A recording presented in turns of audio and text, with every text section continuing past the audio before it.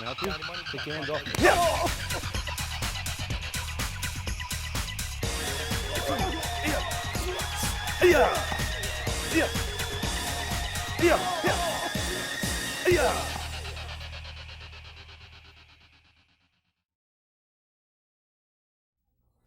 Hello, I'm Scott Rogers. I'm here to introduce you to the art of Kyusho-jitsu pressure point fighting. First, we're going to talk about what a pressure point is.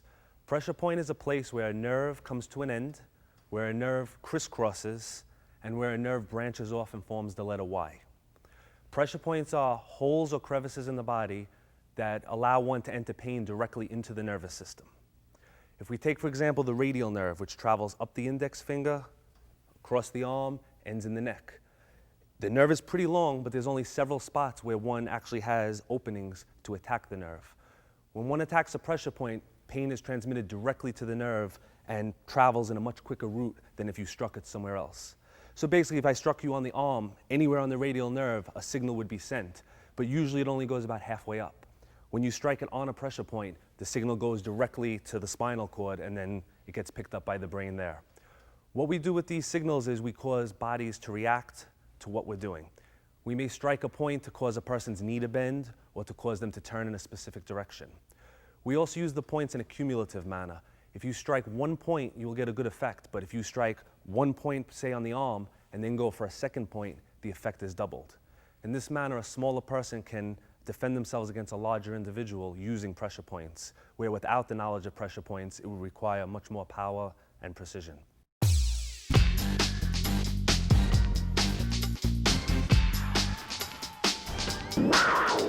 Okay, the points we're going to be covering on this first tape are going to be the points of the arm and the points of the legs. The arm points are considered the most important points in Kyusho-jitsu for several reasons. The first one, in any type of attacking situation, whether it's a punch, a grab, a tackle, the first thing coming at you is the arms. So generally it makes sense to strike the closest thing to you. So while a person may be a few feet away from you, when they reach out, their arms are much closer. Another reason is we use the arms as what we call setup points. By striking an arm point, we can make a more sensitive neck or jaw point weaker, allowing us to knock the individual out or knock him to the ground. Third reason we use the arm points is legally, if somebody grabs you or tries to push you and you hit him as hard as you can and knock him out, that might be an overuse of force. Using the arm points, it allows us to release from a hold or make an individual stop their behavior while still maintaining control and setting them up for future strikes. There are two words that are very important in pressure point fighting. Those two words are angle and direction. What that means is that just because you strike a pressure point does not mean you'll get the maximum effect. For maximum effect, it has to be struck in the proper manner, the proper direction. 3 ways pressure points are activated: by touching, striking, or rubbing. If you take a point on the wrist, which is called a rub point, which means it has to be stimulated in a rubbing manner, and you strike it, you will not get an effect.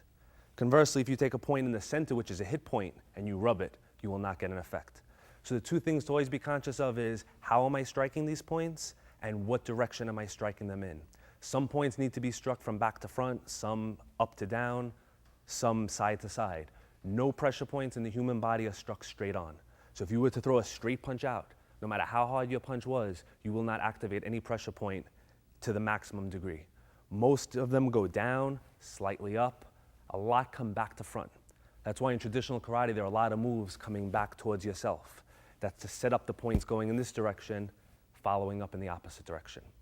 So the first thing we're going to cover is going to be the rub point on the wrist, the touch point on the bottom of the wrist, and the hit point. This way you can see an example of all 3. Okay. The pressure points we're going to be using are the same pressure points that acupuncturists use to soothe or heal. Basically, they put a needle in these different points and they make you feel better or cure ailments. We strike them in the opposite direction and try to cause opposite effects, either weakness in the arm or set up for further blows. When acupuncture was first developed, they did not know anything of the nervous system, so they sort of invented it on their own. And what they did was, instead of calling this the radial nerve, they called this the lung meridian. All of the meridians in the body are on different nerves. The median nerve is the pericardial meridian. The ulnar nerve is the heart meridian, so on and so forth. So the points have names such as lung 8 and heart 5. That was basically a primitive way of describing the different points on the different nerves. What they've also done is there are different methods of connecting the two together. One of the most popular is called the cycle of destruction, which basically says that if I strike a fire point, The next point in the cycle is metal because fire melts metal. Now, there are about 5 different theories to connect the points, and when you get finished with all of them, you realize that if you strike one point, the next one becomes weaker regardless of what theory you're using. So originally the points were designed to kill individuals and cause organs to stop, and if you were going after a specific organ, you'd want to be on specific meridians. To cause weakness in the arm, to cause a person to fall down or to be unconscious, it's not necessary to take it to that level. So all you really need to know is that if you strike one point in one spot, somewhere else a pressure point is weak. You don't have to know why it's happening. You just have to know to always be hitting points and hit points in connection with each other. Also, as a general rule, we're going to work our way up the body. So we're going to travel from the arm to the neck or the head, or to the legs, to the body or to the head. Main reason for that is the closer you get to the neck and the head region, the quicker the nerve impulse is transmitted. So while it's possible to actually knock an individual out on the arm alone, it's a lot easier on the neck. So it makes a lot more sense to set him up on the arm and make him weaker for the next shot than to hit the neck and try to hit the arm, which is further away. What I'm going to be introducing now is John. John is a student and a friend of mine. We're going to be showing the first 3 points, the rub, the press, and the hit. Now, we're going to be showing them off of a wrist grab. These can be used in a lot of different ways. This can be used in ground fighting, which we'll explore later. This can be used in motion, depending on the technique. Right now, we're going to do it off of a grab so that we can see exactly where the points are, exactly how it affects him. First point we're going to be using is called lung 8. Basically, where a nurse would take your pulse, 1/2 inch above the wrist joint, there's a hollow depression there. That depression, if he grabs nice and tight and I hit it, he feels it, but nothing happens. Now, if I was a lot stronger than him and I hit it really hard, he may let go, he may not let go. But a smaller individual would have no chance. By rubbing this point in an up to down motion, it causes him to let go, causes his hand to open, and it also causes his body to arch forward. That's very important because as he comes forward, he's set up for a follow-up immediately. Also, something to watch is this arm. There's something in medical terms called cross-extensor reflex action. What that means is when I strike this arm, that arm runs away. So on paper or on a magazine article, if you see somebody standing like this, the first thing somebody says is, he could hit me with that arm. But when you strike one of the points, that arm immediately starts to fly backwards. It's a protection mechanism because your body has 2 arms. It doesn't want both of them to be injured at the same time. Just like if I poke him in this eye, that eye is going to close to protect it. All right, so we take advantage of that. So the first one is called lung 8. It's in the depression. It needs to be rubbed. But if you rub on the surface, nothing happens. You also need to project where you want his arm to go. I want to rub his arm, but I want it going down there, if possible even towards my left leg. So as I rub, my arm travels down this way. Eye contact is very important. Generally, your arm tends to go where you look. That's why in boxing or even in martial arts, they tell you when you're hitting a target or a bag, not to look at the surface, but to look through it, because your arm will go there. Same thing on this point. If you're looking exactly where you're going, you're going to end up on the surface, and he's going to feel it a little bit.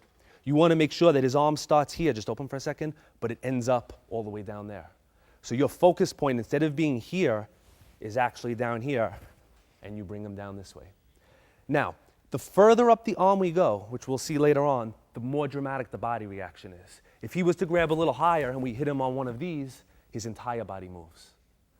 This particular move would generally be used in a less threatening situation. If he, say, had a knife in the other hand, I would not be rubbing this point. This is more somebody just grabbed you and you get out. This is excellent for smaller people, for children. Everybody's sensitive. And what you're also going to find is the larger the person and the stronger their grip, the better this works. So if you have a very strong man and an average-sized woman, the woman will have no problem doing it against the man. The man might not even be able to make it work on the woman. But the man can just go like this and make the woman let go because of the strength difference. So when you're working with somebody, make sure you're working with somebody strong. Make sure they grab you. If John grabs me and he's very loose, he doesn't feel anything. You know, I'm moving him, but he's not feeling it. But the tighter he grabs, tight, he's actually in pain from that. What happens is the more tense he gets, the nerve runs all the way up the arm to the neck. It actually tightens. The tighter the nerve is, the quicker the impulse goes, the more pain there's going to be. So the first one is the rub point. Now this can be rubbed with the knuckles. If he was to grab with the other side, we could also use the ulnar bone on the bottom to rub to make him let go. We can also, if he was grabbing higher, use finger pressure. And we would have to, instead of rubbing, we're pulling in this direction, causing a rubbing motion, which would actually bring him into us. So rather than trying to use grip and pull him in, we just rub in this point, and it brings him right down, leaving this arm free to strike him or to block anything that might be coming our way. Second point we're going to use is exactly opposite to the lung point. It's called heart 6. It's a ½ inch above the wrist joint, and this is a press point. Press point means it has to be pressed or squeezed. The way we use this one, the way we demonstrate it is if he makes a nice tight fist and I try to bend it, I can't. But by taking my thumb knuckle and pressing it into the point, the wrist bends and sets him up for a wrist lock. Now, nobody's going to give you that fist and allow you to do this technique. The way we use this would be as he's grabbing, maybe we want to peel his arm off and bring him into an arm bar. If he was grabbing nice and tight and I grabbed his forearm and pulled, I might not be able to get him to move. Because while his wrist remains straight, he has maximum power. If anybody tries this, if you make a tight fist and bend it, as it bends, the hand tends to open. So by bending the wrist, the hand opens, he loses all power. So what I'm going to do is with my middle finger, with this part, the pad, almost like an Indian sunburn, I'm going to grab and I'm going to rub that point, pressing it against the bone. So now as I dig in here, it brings him to this position, which was a lot easier than before with a lot less effort. Now, in real situation, we wouldn't stand there and just use one arm. We would let both arms do the work. This would dig in, this would help, and we would bring him right down, allowing us to follow up on other points, or if we did it severely enough, we can bring him straight down to the ground. So we have our rub point, and we have our press point. The third point we're going to cover is the hit point. Hit point is called lung 6. It's directly in the middle between the wrist and the elbow, where this muscle tries to drop down and on the inside of the bone. This point, if you rub it, he feels it a little bit because I'm digging into his bone, but if you hit it with your forearm, the arm just flies away. Now, his arm will go where I put it. If I go this way, he's going to go that way. But we always want him coming towards us. This way we can strike. Right now, I can't really reach him. He can't reach me with power. As I hit him this way, he's right here for the follow-up shots. So in a situation like this, I would have my choice of rubbing, pressing, and hitting. And that choice would be based on what martial art I do. If I did a grappling art or a jiu-jitsu art, I'd want to come for this one to get him into an armbar. If I was doing more like karate or a striking art, I'd want to come in here to hit him. And if I just wanted to release from the hold, I would just come here, possibly to step away and wait to see what he does next. Now, we spoke earlier about how the points weaken him. When I do this to him this way, he's weak for about a second. When I hit him, it's still going to amplify the effect. But if I come in and I hit the arm and it kind of goes to sleep like it does right now, I actually have up to 20 minutes to follow up with my next shot. So basically, as long as he's feeling that pain in his arm, that nerve is transmitting up. And as long as it's transmitting up from the arm, when you catch it up and meet it towards the top, you're going to have the effect amplified. So when you practice, we just use just enough to make him let go. If you do more than that, nobody's going to want to practice with you and you won't get the work in. So what you do is you do as little as possible just to make him let go. Now you're going to come across people that you're going to hit them and they're going to say it doesn't hurt. But while they're saying it doesn't hurt, the hand's still going to open. The purpose of these strikes is to make them release, bring their body forward, set up the nerve. Whether they feel pain or not is completely irrelevant. Any trained fighter, anybody that's a fan of boxing or full contact, I've seen many fights where a fighter gets his nose broken or breaks his hand and continues to fight because he goes through the pain. So if John grabbed me and I broke his nose right now where he's nice and calm, it would hurt him a lot and it would affect him. If he was trying to kill me or mug me, I would hit him, and if he could take the pain, he'd still come forward. The reason being is I'm giving him pain, but I'm not neurologically causing him to do anything. By striking one of these points, neurologically, this hand has to open. Most people will feel a lot of pain, but even the ones that don't will still have the same effect. Okay, to sum up the three first points that we've done.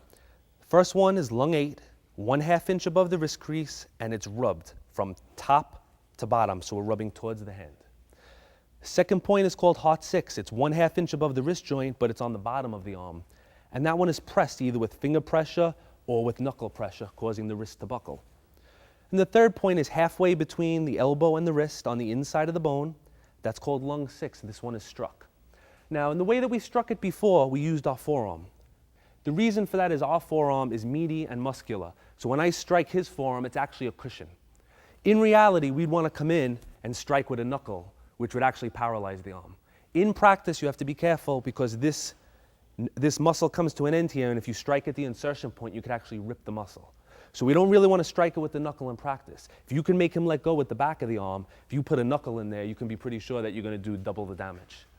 So right now we're just showing a couple of ways to strike, but you could come in with the knuckle. If he grabbed opposite, we could even come in with our fist. So those that do karate, basic low block, releasing the arm to get out.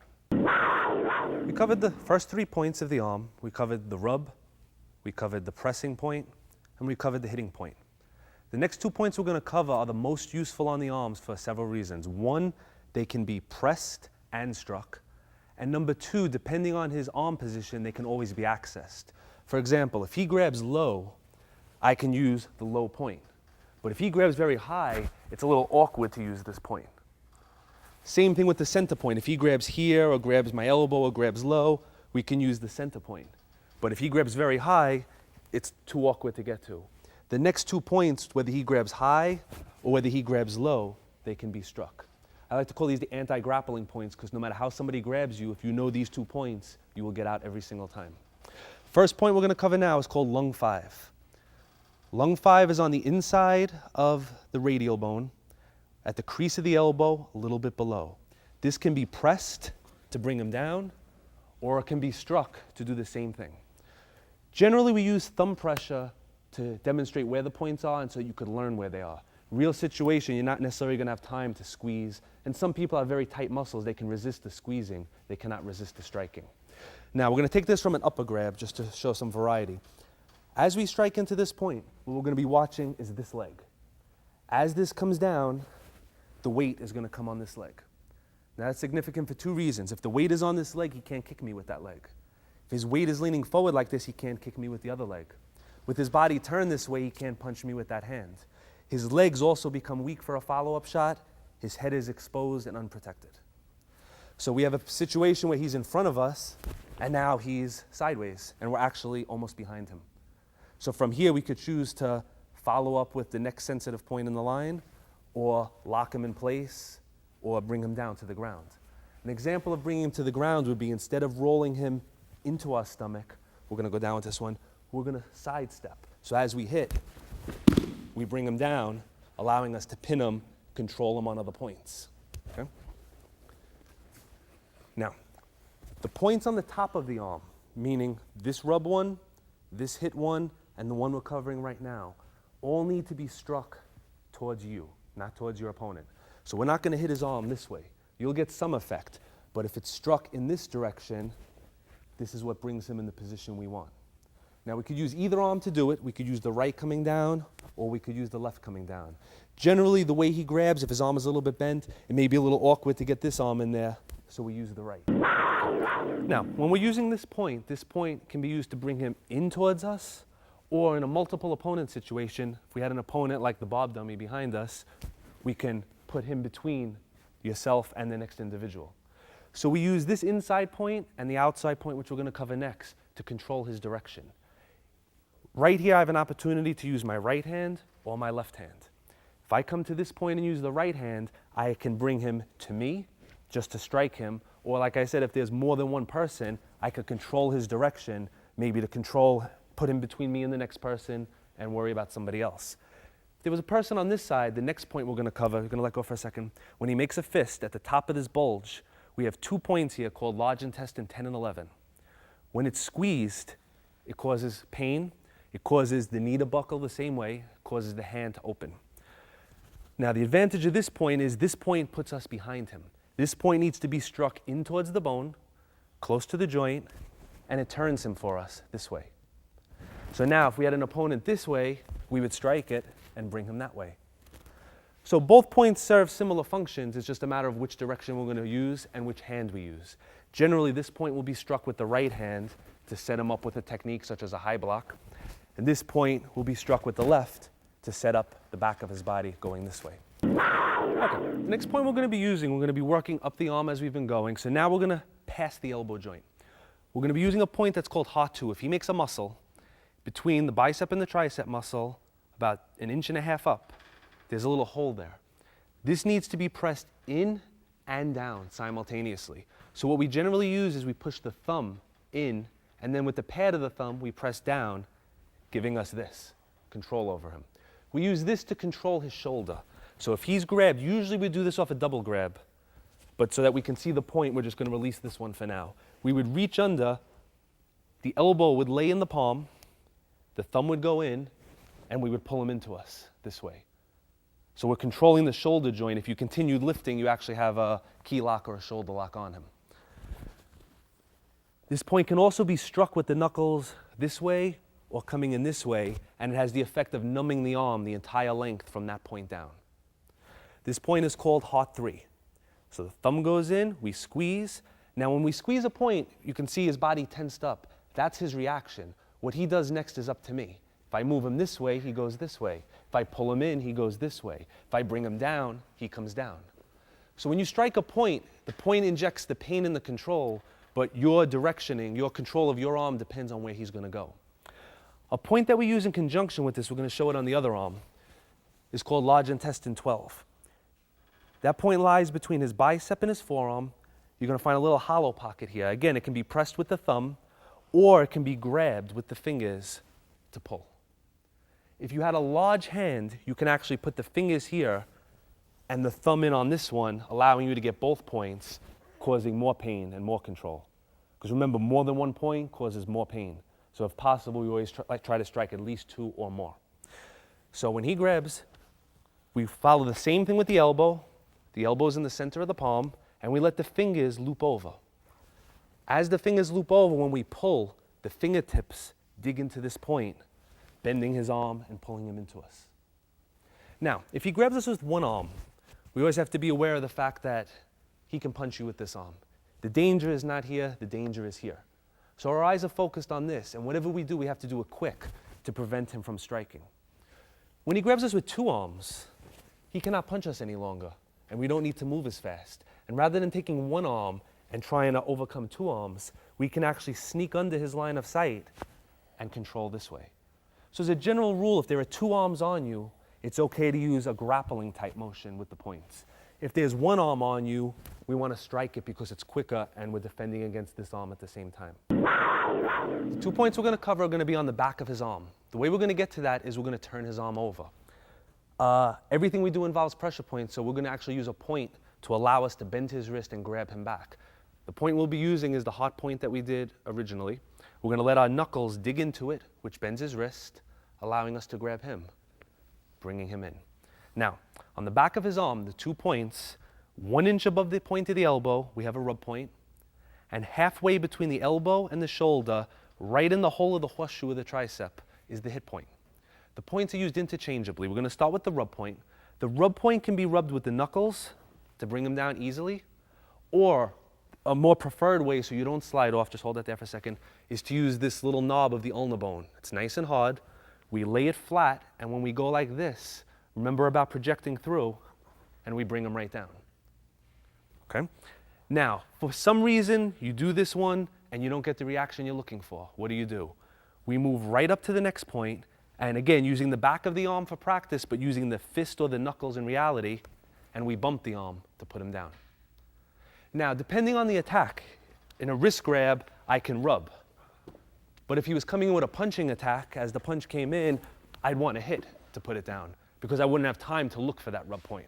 So the points work together. You could rub, you can hit, you could use a combination. If you hit, maybe you miss, you come back, you use the rub point. So you need to know both of them. 1 inch above the elbow, it needs to be rubbed towards the hand, in and down. And the focus has to be through. Right now he's feeling it, but I'm just on the surface. I'm just giving him pain. I want to focus from here to here. So my hand goes down, and he goes down, and he comes back up. When you rub this point, it's tricking the body into thinking that the elbow is broken. Because it thinks the elbow is broken, it wants to relax all of the muscles in the area to prevent further dislocation or damage. And it's at that point that when you press down, it allows you to actually break or dislocate the elbow. So you're using the body's natural protective mechanism against itself. Generally, when you're using the rub point, most of the effect, or all of it actually, is going to be on the elbow joint itself. When you strike the hit point, you can be damaging the elbow, but you can also be dislocating the shoulder. That will entirely depend on his musculature and which part of his body is tighter. If he has a very tight shoulder and you hit it, that's where the damage is going to be. If his shoulder is loose but his arms are very strong and you hit it, that's where the damage is going to be. And if you give it a severe shot, you can damage both of them. So again, when you practice it, right now I'm holding this arm still and just working with one arm. In reality, as this went down, this would be coming up, causing opposing forces, and it would do much more damage in that sense. Okay? We have a couple of points left that we're going to cover that are in the same territory as ones that we've done already, meaning we're going to go back to the wrist. We had our rub point, we had our press point. Directly between them, we have another squeeze point. This point can be hit to make the hand open, or we can use thumb pressure to dig in and bring them down this way. Basically, this point serves the same effect as the other 2 points. It's just another option, something else that you can do. Now, as we get closer to the hand, we have 2 points on the hand that we use to release grips. One is between the thumb and the forefinger. One is between the pinky and the ring finger. If he's grabbed between the ring and the pinky finger, 1/3 of the way up, you're going to feel a hole there. All pressure points are in a hole. This can be rubbed with the knuckle, or it can be with the knuckle, the pointy part, struck to make his hand open very quickly. If he was grabbing with the other hand and we couldn't get to that one, the other point is between the thumb knuckle and the index knuckle, halfway, right on the bone of the index knuckle. And the same thing, it can be pressed that way, or it can be pressed with an index finger to control him and follow him up somewhere else. So again, this leaves you with different options. Some people will find certain points just work better for them. Some people will find certain points they just can't get the hang of. As long as you know what the point affects and what it's going to do to the person, it doesn't matter which way you go with it. What we're going to cover in the next section is how the points combine with each other. So far we've been doing 1 point at a time, 1 point at a time, 1 point at a time that way. When we start combining points, you're going to see the effect is multiplied, and generally you have 2 arms. You want to always be using as much of your body against your opponent as possible. It doesn't make a lot of sense to have him there and to hit him with 1 arm and this arm do nothing, when this could be weakening another point for the next blow.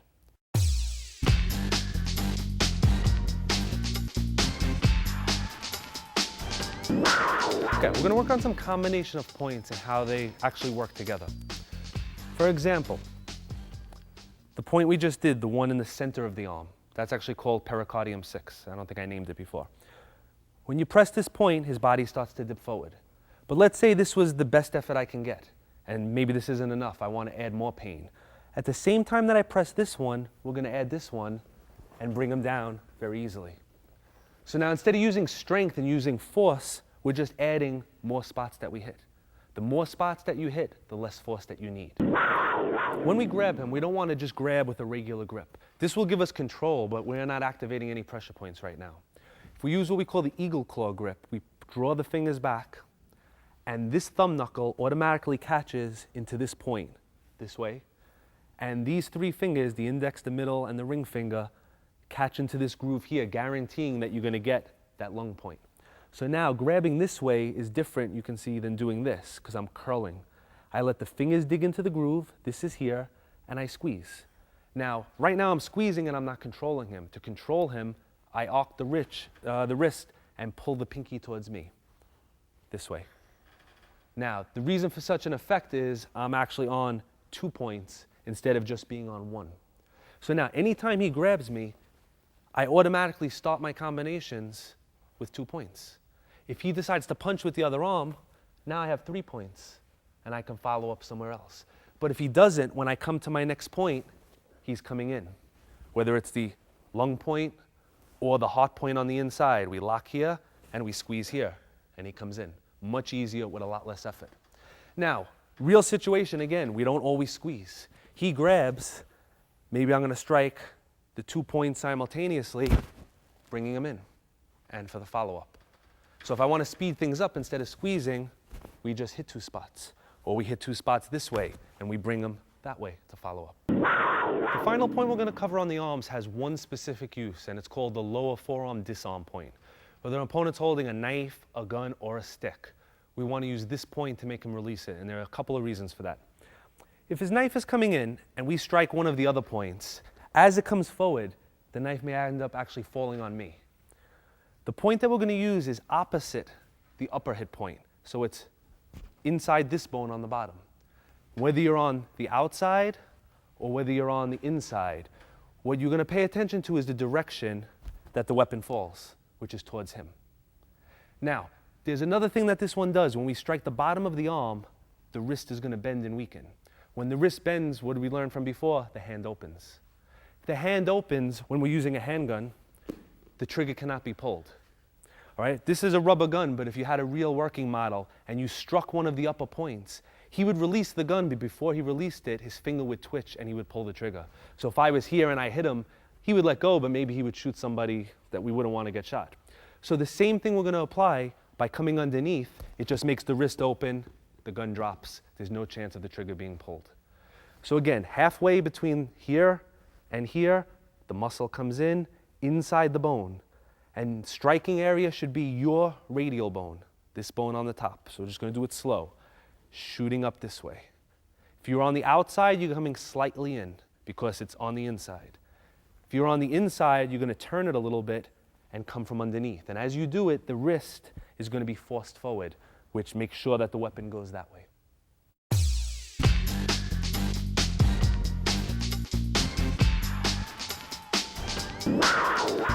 Okay, the next points we're going to cover are going to be the leg points.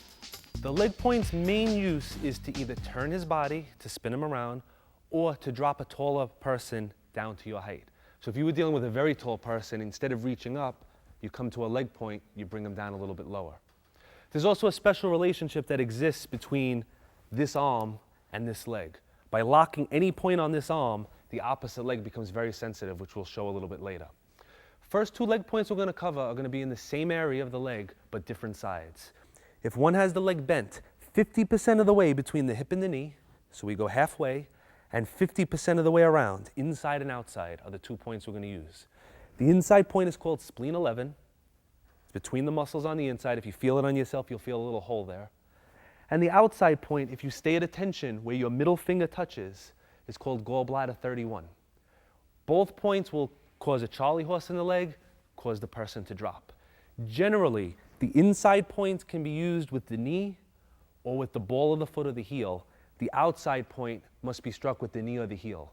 The reason for that is the muscles on the outside of the leg much stronger, much more dense. If you were to use a roundhouse kick like in kickboxing or a ball of the foot kick, it would probably bounce off somebody who has a conditioned leg. You need more follow through.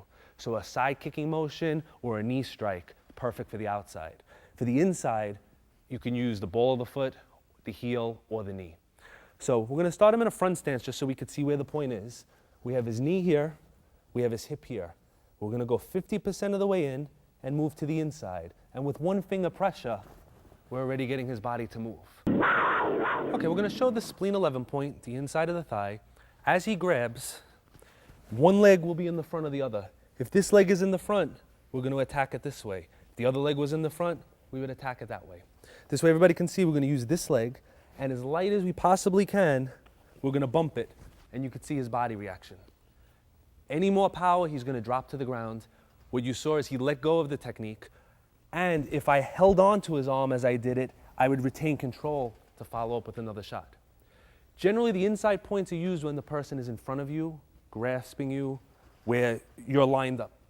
If a punch was coming in, and we're going to turn it in a minute, we would be using the outside point, the one where the middle finger touches. So if he's punching with his left, and we get to the outside, we can't access the inside, but this one here is going to put him right down. And you can see, even though he's shorter than me now, if he was taller, brings him right down to his knee.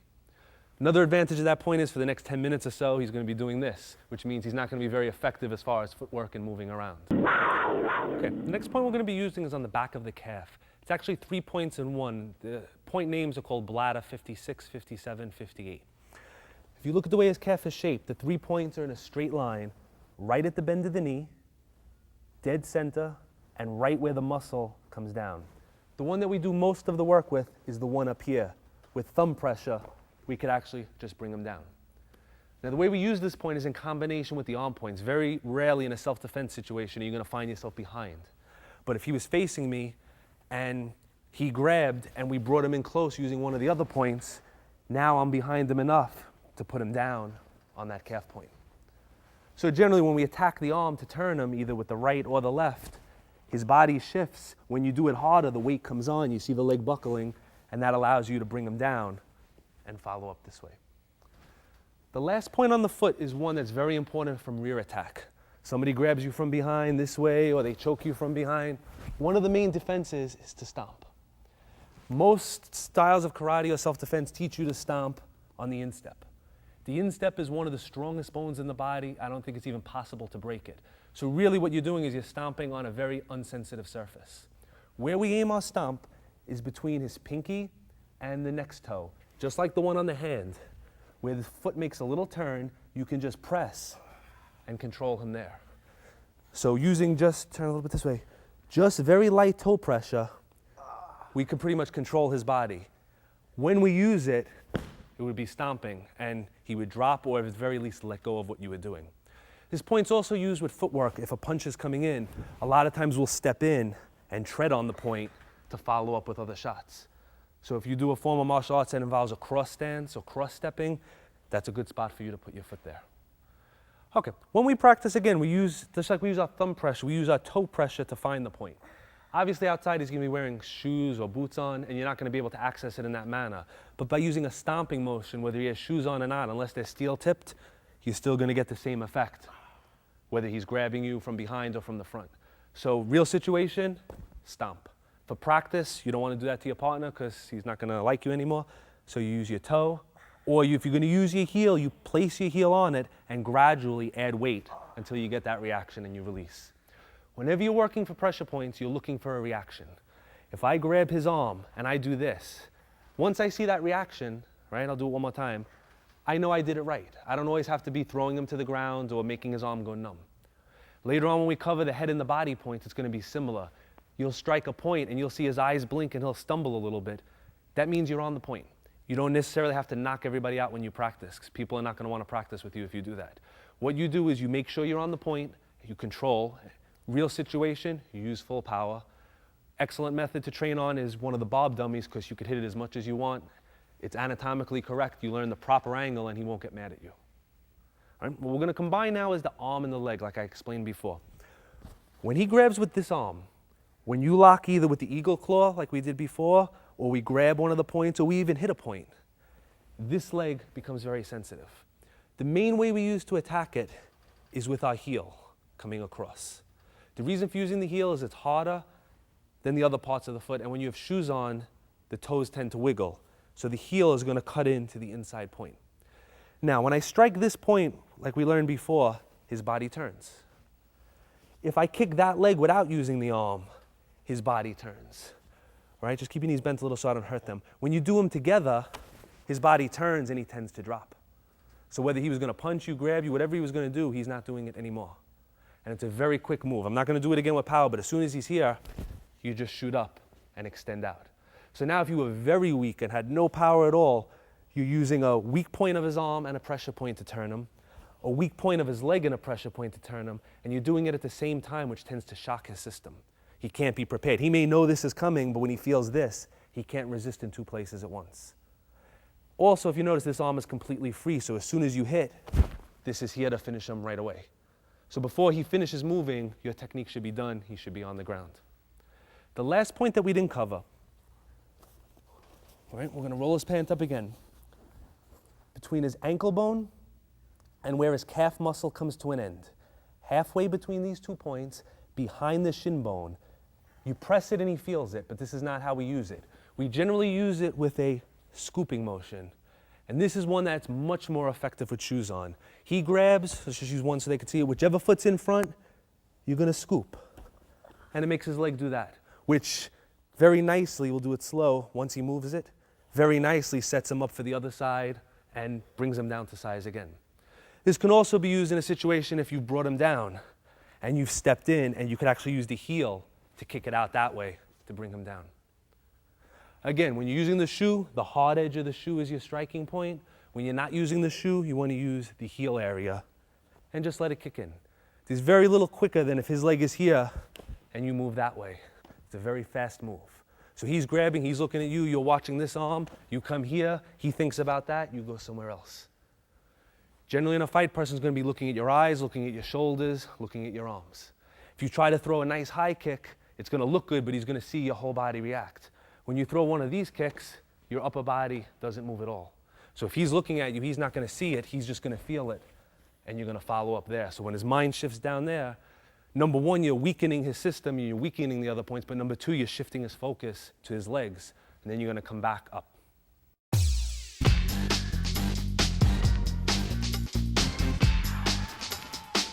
Okay, what we're gonna do now is we're gonna go back to those first arm points that we used, but this time we have John fitted with special protective forearm guards. Same ones used in competition to protect the bone so you don't get bruises. Purpose of that, number one, is so that he allows me to finish what I'm doing because it's starting to hurt. But the main reason is this way we can show that the points work even through a winter coat or through padding. An example would be the hit point that we use. Now it's gonna be hard for you to see, but everybody remembers it's the one halfway. With practice, you will know that it's halfway and you won't have to roll the sleeve up, and that's where the training comes in. I've done that, so I'm just gonna show you. He lets go. Right, he grabs on the other side, we catch it from another angle, same thing. He lets go. And remember, I'm still using the soft part. Now that he has this, I could put the knuckles in and it works even better. What we're gonna have him do is grab different spots. Basically, there's only so many ways somebody can grab you. They could grab your arm, your elbow, your shoulder. They could do it on the other side. They could double grab. They can choke you. That pretty much covers most of the grabs. All of those grabs, most of the time, are gonna start with an arm point and then follow up with a head, neck, or body point, or maybe even a leg point. So as he grabs, he's just gonna grab at random. We're gonna use different points to get out. Doesn't matter which one we use, and you're gonna see you just get a good reaction. Two arms, we can either focus on one or we can focus on both of them to set him up for the next point. Now, keep in mind, even with the pads, I'm not hitting very hard, and he has padding. Without the padding, the reaction would be much more severe. So a general principle to try and follow is when he grabs you and you have an arm, strike the arm point. Instead of trying to travel all the way up here, which he expects, strike an arm point. You disrupt his balance, you disrupt his thinking, you set him up for the next shot. If you strike an arm point and then he punches you, you're here to finish him off. You know this punch is coming, so you keep your eyes on that arm. You know when you strike this arm, that this arm is done at least for a few seconds. The only thing that's gonna get you is that one. Just be prepared for it as you come in. And when you strike it for real and you're here, he's not coming up with that arm. This is gonna be there first. So general rule, start with the arm points, work your way in through the body. As we go through the next series of videos, you're gonna be learning more about the head and the neck points and the torso points. You're also gonna be learning certain self-defense techniques. You're gonna see the common thread is we generally look to go for the arm first, then either to the torso or the head or neck. Leg points tend to come in depending on his balance. Like we said before, if we bring him down and his knee bends or I see an opening, the leg point is there. If I don't use the leg point. The primary thing to learn to be good at pressure point fighting is learning the arm points. Right now we're covering stand-up and we're not even covering punching or kicking yet, which we will get to. When we start adding punches, let's say he throws a hook in, we're striking arm points to set up the next blow. If we're doing ground fighting and he's choking us, we're using an arm point to either set him up for a strike or a follow-up block. So if you are very good at the arm points, you'll be very good at pressure point fighting. If you're always looking for the head or neck points, number one, they're not gonna be as sensitive as they should be because they're not gonna be set up properly. And number two, you're attacking what he expects you to attack. He expects the punches and the hits to come to this region. When he does something to you and you go somewhere else, it sends a shock through him where mentally, you're not just physically defeating him, mentally you're making him not know what's happening. When somebody attacks you in the street, generally it's not the first time they've done it. They have experience, and through experience, they know what's gonna happen. They know they're gonna punch, you're gonna put your hands up, you're gonna get hit, you're gonna fall down. Anything that's done to change that order is gonna mentally pause your opponent. So you're freezing him mentally. And while he's in that little indecision in his mind, that's your opportunity to follow up with your strikes.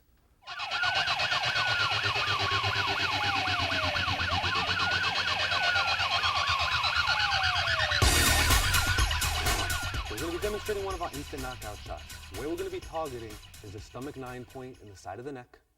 And what we're going to be using is our forearm. The reason for using the forearm is with little training, the swing of the forearm is a very powerful blow, and it doesn't have to be as focused as, let's say, using the edge of the hand or even the fingers or a punching technique. With this motion, this could come after blocking a punch, this could come off of a grabbing. For his safety, we're just going to demonstrate it off him grabbing. This way, we minimize the motion and nobody gets injured. So we're going to have John grab nice and tight. We're going to focus on this point. We're going to use the forearm, stop, and we're going to bring him right down. All right, once we maintain grappling position, both arms are in position to strike him. So rather than bringing him to the ground with a throw, we're actually going to do a knockout technique involving the area around the temple, which are some points that we haven't really covered. We're going to slap. We have the temple, the corner of the eye, and the bridge of the eyebrow, which forms a nice big circle that's just going to get slapped. And on the other side, we're going to use the ridge hand to strike all bladder 20. From grappling position, as we're searching for a move, this hand is free to strike here. This hand is free to strike here. So what we're going to do is we're going to lock up, we're going to bring him down, and we're going to show the basic knockout, and he's going to drop. Okay, the last point on the shoulder region is exactly at the apex of the trapezius muscle.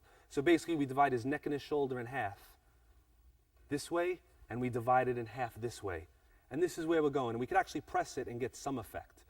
Because this is a big muscle, the muscle actually protects and the point lies underneath it. So generally we want to strike it inward this way or using our forearm.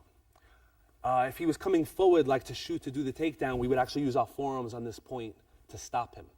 Because of the angle, we may not knock him out, but what we'll do is stop his motion, which will allow us to set up something else.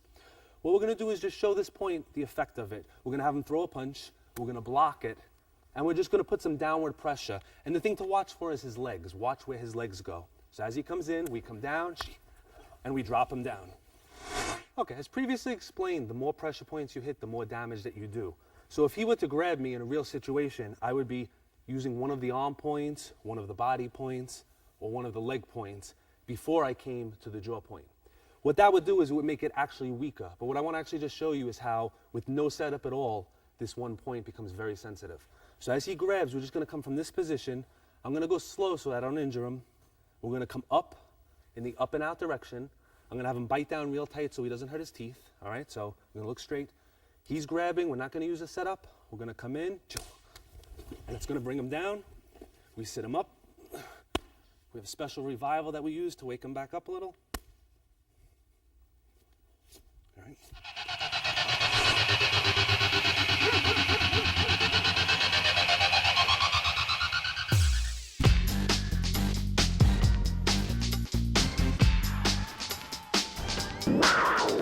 Okay, at this point I'd like to go over the proper revival techniques. The purpose of the revival techniques is to wake your partner up if you do a knockout, but most importantly it's to make sure that he doesn't have any adverse effects. What can generally happen if you knock somebody out, they will wake up on their own, they won't just stay asleep forever, but when they wake up they're going to have headaches, their stomach's going to hurt, they're just going to feel almost like they have a hangover. With the proper revival, you're restoring energy, basically that you took away with the strike, and you eliminate that effect. The first type of revival is what we call arm revival. Basically, any of the arm points that we strike. When you strike it, what we're going to do is we're going to actually stop energy to that point. So we hit it, the arm goes to sleep. Now, he's feeling a pulsing right now. That hurts. The way we wake it up is we hit the exact same point with an open palm with approximately half the power with a slap. And then we massage the area. And we repeat that. Slap and massage it. And after you do that, he should have full use of his hand again. So the arm revival is basically simple. Whatever you hit it again, but you hit it with half the force, and instead of hitting it with a focused area, we hit it with a flat palm, and we just massage the area. Flat palm, massage the area. And that'll bring your partner's arm back. This way when you're training, you hit those points, you can practice it more than once. As far as the head, the neck, the body, we do a technique like we did, we strike, he falls down. All right, he'll tend to just be laying down basically. The first thing we want to do is we want to sit him up. So we grab him by the head. Okay, now if he's really out, he won't fold his own legs, so you're going to fold his legs. We want to keep our knee in the base of his spine. We want to keep our hand on his head. Now if we struck him on this side, we want to revive on this side. If we struck him on this side, we revive on this side. Where we're going to be reviving is right next to the spinal cord. There's something called the bladder meridian. I'm going to show it on myself actually. Not over here, a little bit over, right in this line. This is called the wake-up nerve. Similar to the arm points, we're going to slap it and massage. Slap it and massage. At this point, he should be awake. He may still feel groggy, so what we're going to do is we're going to take our thumb and forefinger, we're going to place it at the base of his back with the spine running in the center, and we're going to run our hand up his spine a couple of times. In Chinese medicine, they say all energy in the body is stored in the kidney region. And when you do this, according to the theory, you're bringing the energy back up into the head. Medically, most likely, you're just stimulating the nerves that go into the neck and head area, and it's waking him up. But either way, the function is what matters, not what causes it. After you finish that, to restore more energy, we're going to start with the hands. Again, in acupuncture and Chinese medicine, each finger controls a different part of the body. So for example, the pinky finger is considered the heart. The ring finger is considered what they call the pericardium. The index finger is the large intestine. So what you're gonna do is you're gonna pinch, starting at the pinky finger, and pull. Pinch, pull. You should feel like a popping sensation. If anybody ever got a Chinese massage before, this is what they do. They massage the points, they pop the fingers, and what that does is it wakes up and stimulates all of the nerves. And that covers the revivals. Okay, remember that due to the effectiveness of pressure point training, there's a certain danger involved in the practice. One should always practice under a qualified instructor. And keep in mind that pressure point training is designed to enhance whatever art that you study. Whether you're doing a striking art, a grappling art, or a joint locking art, use pressure points. Pressure points do not replace what you do, they just make what you do more efficient and more effective. Look forward to seeing you in the next series of tapes, and train hard.